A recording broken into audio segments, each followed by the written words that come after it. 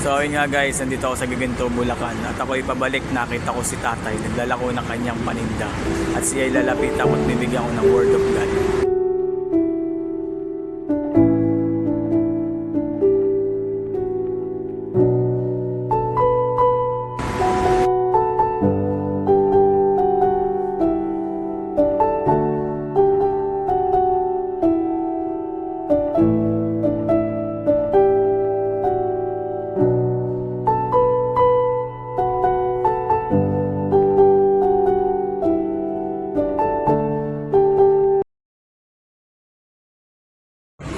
Mga kapatid, habang nag-uusap kami ni tatay tungkol sa paninda niya, ako ay kumukuha ng tiyempo para mabigyan ko siya ng word of God.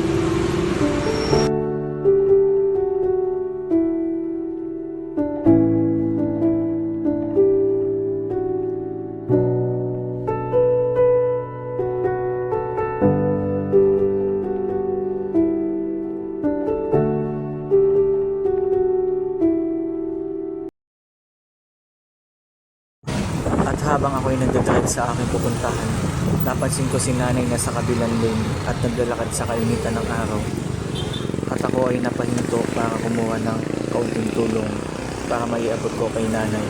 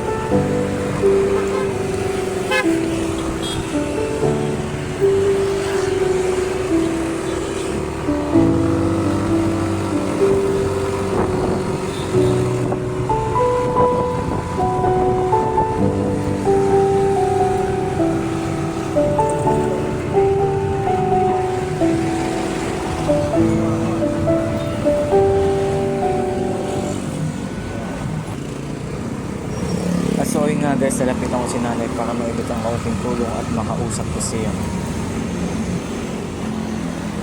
Nay! Morning, Nay!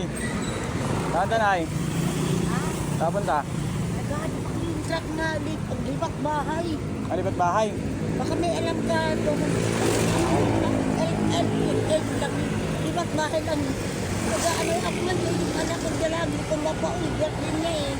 Hindi ko mapauwi. Wala kang balay. Ayun na, bibili ko naman.